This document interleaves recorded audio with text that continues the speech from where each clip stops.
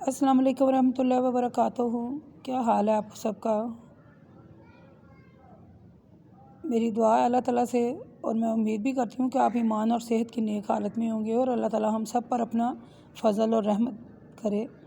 اور جو کچھ یہ ہم آپ کو سنا رہے ہیں یا جو کچھ آپ یہ ویڈیو سن رہے ہیں، اللہ تعالیٰ ہم سب کو عمل والا بنا دے، ہم سب کو ہدایت والا بنا دے۔ ہماری یہ دعا ہے اللہ تعالیٰ سے، آپ سب اور میں بھی بیچ میں ہمیں دعا کرنی چاہیے، اللہ ہمیں ہدایت دے، ہم ہدایت کے طلبگار ہیں۔ تو چلے آج کا لیسن شروع کرتے ہیں۔ آج کا لیسن ہے سورۃ آل عمران ہے 96، 97، 98، 99۔ یہ جو آیتیں ہیں یہ ہم ان کا ذکر سورۃ بقرہ میں پڑھ کے آئے ہیں، اور ان آیات کا ذکر یعنی کہ حج کے سلسلے میں ہے، اور انشاءاللہ تعالی ہم حج کے جو سلسلے میں یعنی تفصیل ہے وہ سورۃ حج میں پڑھیں گے۔ تو آئیے شروع کرتے ہیں۔ آیت نمبر 96 ہے، ان اول بیت ودیع للناس للذی ببکۃ مبارکا وہدی للعالمین، یعنی سب سے پہلا گھر جو لوگوں کی عبادت گاہ کے لیے بنایا گیا وہ ہی ہے مکہ میں، وہ بابرکت ہے اور تمام عالم کے لیے رہنما ہے۔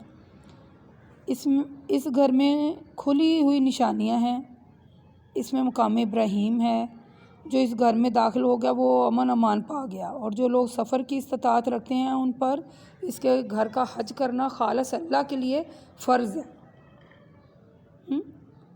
یعنی فیہ آیاتم بیناتم مقام ابراہیم ومن دخلہ کان آمنا وللہ علی الناس حج البیت من استطاع الیہ سبیلا ومن کفر فإن اللہ غنی عن العالمین۔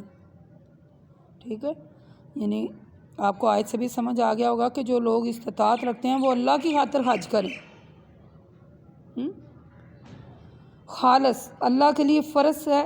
یعنی جو شخص حج کا انکار کرے تو اللہ تمام جہانوں سے بے نیاز ہے، نہ ہی تو اسے کسی کی حج کی ضرورت ہے اور نہ ہی وہ کوئی پرواہ کرتا ہے۔ ٹھیک ہے، قل یا اہل الکتاب لم تکفرون بآیات اللہ واللہ شہید علی ما تعملون۔ اے رسول صلی اللہ علیہ وسلم، آپ اہل کتاب سے کہہ دیجئے کہ اہل کتاب تم اللہ کی آیتوں کا انکار کیوں کرتے ہو حالانکہ اللہ تمہارے سب کام دیکھ رہا ہے۔ اے اللہ کے رسول صلی اللہ علیہ وسلم، آپ اہل کتاب سے کہہ دیجئے کہ اہل کتاب جو شخص ایمان لے آیا ہے اور اللہ کے راستے سے کیوں روکتے ہو، کیونکہ اللہ کے راستے یعنی دین اسلام میں مثلا وہ دین اسلام کے متلاشی رہتے ہیں، حالانکہ تم خود گواہ ہو کہ وہ حق پر ہے، اس میں کوئی کجی نہیں ہے۔ تم یہ نہ سمجھنا کہ اللہ اعمال سے غافل ہے، یعنی اللہ تمہارے اعمال سے غافل نہیں ہے۔ وما اللہ بغافل عما تعملون، اللہ تعالیٰ تمہارے اعمال سے غافل بالکل بھی نہیں ہے۔ ٹھیک ہے، اللہ تعالیٰ نے یعنی وہ اللہ تعالیٰ کے گھر کا حج کرنا اللہ تعالیٰ کی رضا حاصل کرنے کے لیے، مجھے تو ان آیت کے سیاق و سباق سے معلوم ہوتا ہے کہ اہل کتاب نے رسول صلی اللہ علیہ وسلم پر دوسرا اعتراض یہ کیا تھا کہ اگر آپ واقعی دین ابراہیمی پر ہیں تو بیت المقدس کو قبلہ بنائیے، کیونکہ یہ قبلہ ابراہیم علیہ السلام کی اولاد یعنی بنی اسرائیل میں مثلا ان میں سے چلا آ رہا ہے۔ اللہ تعالیٰ نے ان کے اعتراضات کے جواب میں پہلے تو بیت المقدس پر کعبہ کی فضیلت ثابت کی ہے، پھر کعبہ کو ابراہیم علیہ السلام کا قبلہ ثابت کیا ہے۔ یعنی اللہ تعالیٰ نے فرمایا نا ان اول بیت ودیع للناس للذی ببکۃ، یعنی روئے زمین میں سب سے پہلی جو عبادت گاہ ہے وہ انسانوں کے لیے جو بنایا ہے وہ شہر مکہ میں، یعنی کعبہ کو یہ فضیلت حاصل ہے کہ وہ بیت المقدس سے پہلے بنایا گیا۔ اس بارے میں ایک حدیث میں آپ کو بتاؤں، حضرت ابو ذر رضی اللہ تعالیٰ عنہ کہتے ہیں کہ میں نے کہا اے اللہ کے رسول، روئے زمین پر سب سے پہلی مسجد کون سی ہے؟ تو آپ صلی اللہ علیہ وسلم نے فرمایا مسجد حرام بنائی گئی ہے۔ پھر ابو ذر نے رضی اللہ تعالیٰ عنہ کہتے ہیں میں نے کہا پھر کون سی مسجد بنائی ہے؟ تو آپ صلی اللہ علیہ وسلم نے کہا پھر مسجد اقصیٰ بنائی گئی ہے۔ تو حضرت ابو ذر رضی اللہ تعالیٰ عنہ کہتے ہیں پھر میں نے کہا ان دونوں کے درمیان کتنا وقفہ ہے؟ تو آپ صلی اللہ علیہ وسلم نے کہا کہ 40 سال۔ یعنی یہ حدیث کا مفہوم میں آپ کو بتا رہی ہوں کہ سب سے پہلے مسجد حرام بنائی گئی، پھر مسجد اقصیٰ، اور ان دونوں کا جو وقفہ ہے وہ 40 سال کا ہے۔ یعنی قرآن مجید اور حدیث سے ثابت ہو گیا ہے کہ کعبہ بیت المقدس سے پہلے بنایا گیا ہے، اور یہ بھی ثابت ہو گیا کہ کعبہ یعنی مسجد حرام روئے زمین پر سب سے پہلی مسجد ہے۔ جب دنیا آباد ہوئی تھی نا تو یہ مسجد تب ہی بنائی گئی تھی۔ سورۃ ابراہیم میں اللہ تعالیٰ آیت نمبر 37 میں فرماتے ہیں کہ ابراہیم علیہ السلام نے اس طرح دعا کی کہ اے ہمارے رب، میں نے اپنی اولاد کو تیرے محترم گھر کے قریب ایک ایسی وادی میں لا کر آباد کیا ہے جہاں کھیتی نہیں ہوتی۔ یعنی اس آیت سے ہمیں یہ بھی معلوم ہو رہا کہ کعبہ کی بنیادیں اس وقت بھی کسی نہ کسی حالت میں موجود تھیں جب ابراہیم علیہ السلام نے اپنی بیوی اور بچے کو، یعنی کہ یہ بھی ایک واقعہ ہے، چلو اس پر پھر کسی وقت ہم بات کریں گے، واپس وہیں آتے ہیں۔ یعنی جب انہوں نے اپنی بیوی اور بچے کو اس کے قریب لا کر آباد کیا تھا، پھر وہ جب بچہ یعنی حضرت اسماعیل علیہ السلام جوان ہوئے تو ابراہیم علیہ السلام اور اسماعیل علیہ السلام نے کعبے کو اس سر نو تعمیر کیا۔ یعنی ہم سورۃ بقرہ میں پڑھ چکے ہیں نا آیت نمبر 127 میں، وَإِذْ يَرْفَعُ إِبْرَاهِيمُ الْقَوَاعِدَ مِنَ الْبَيْتِ وَإِسْمَاعِيلَ، یعنی ہم پہلے پڑھ چکے ہیں نا سورۃ بقرہ میں۔ اور وہ وقت یاد کرو جب ابراہیم اور اسماعیل بیت اللہ کی بنیادیں اونچی کر رہے تھے، ہم نے پڑھا تھا نا۔ تو مبارکاً وہدیٰ للعالمین، یعنی یہ گھر یعنی کعبہ بڑا بابرکت والا ہے، بلکہ نہ صرف وہ بابرکت والا ہے بلکہ ہدایت کا سر چشمہ ہے۔ یہاں ہدایت کے چشمے پھوٹتے رہتے ہیں، اور اب برکت اور ہدایت کا آخری سر چشمہ بھی یہی ہے۔ ان کی دعا کا، حضرت ابراہیم علیہ السلام کی دعا کا نتیجہ بھی یہی تھا۔ یعنی سورۃ بقرہ میں ہم نے پڑھا تھا نا آیت نمبر 128 اور 129 میں، جب انہوں نے دعا کی تھی ربنا وجعلنا مسلمین لک ومن ذریتی امۃ مسلمۃ لک وارنا مناسکنا وتب علینا انک انت التواب الرحیم۔ ربنا، یہ دعا ہم نے پڑھی تھی نا، یہ دعا مانگ رہے تھے حضرت ابراہیم علیہ السلام، تو یہ اس کا ذکر ہم سورۃ بقرہ میں پڑھ کے آئے ہیں۔ یعنی ظاہر ہے کہ اس دعا کی قبولیت کا ظہور یعنی کہ اسماعیل میں ہی ہونا چاہیے تھا، نہ کہ بنی اسرائیل میں۔ تو اللہ تعالیٰ فرماتے ہیں کہ یہ میرے گھر کو صاف رکھو اعتکاف کرنے والوں کے لیے، یہ ہم نے پڑھا ہے سورۃ بقرہ میں۔ انشاءاللہ آگے بھی چل کر اس کے بارے میں اور بھی پڑھیں گے، مختلف صورتوں میں، سورۃ ابراہیم میں پڑھیں گے، سورۃ عنکبوت میں، سورۃ حج میں بھی ان کا ذکر ہے۔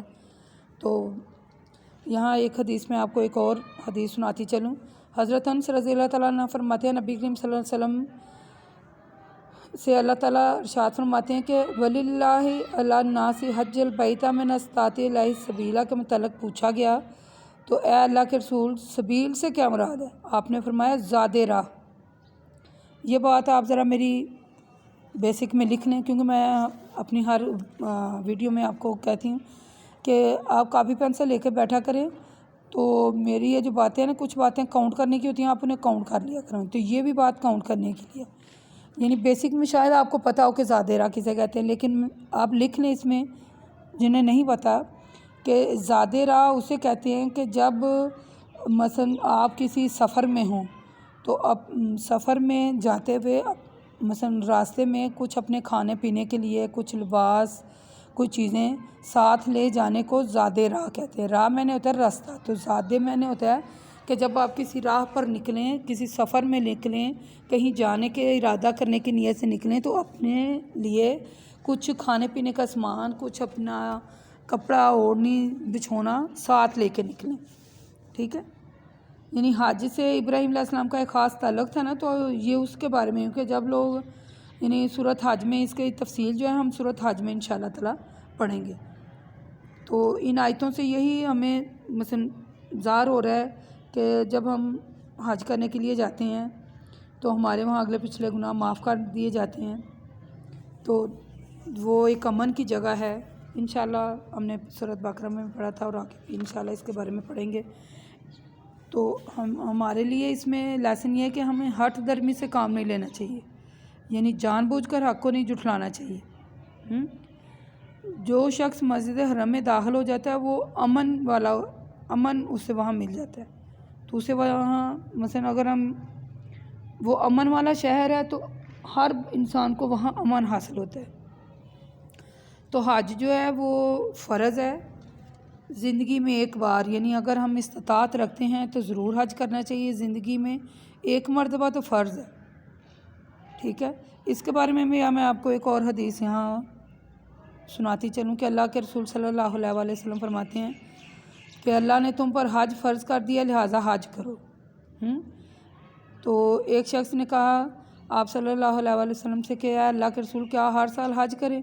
تو رسول صلی اللہ علیہ وسلم خاموش ہو گئے اور خاموش ہی رہے یہاں تک کہ اس نے سوال کو 3 مرتبہ دہرایا۔ پھر آپ نے فرمایا کہ اگر میں ہاں کہہ دیتا تو حج کرنا ہر سال فرض ہو جاتا۔ باقی انشاءاللہ تعالی حج کے جو مسائل ہیں اس کا طریقہ ہے ہم انشاءاللہ سورۃ حج میں پڑھیں گے۔ وقول قولی ھذا استغفر اللہ استغفر اللہ استغفر اللہ۔ السلام علیکم ورحمۃ اللہ وبرکاتہ۔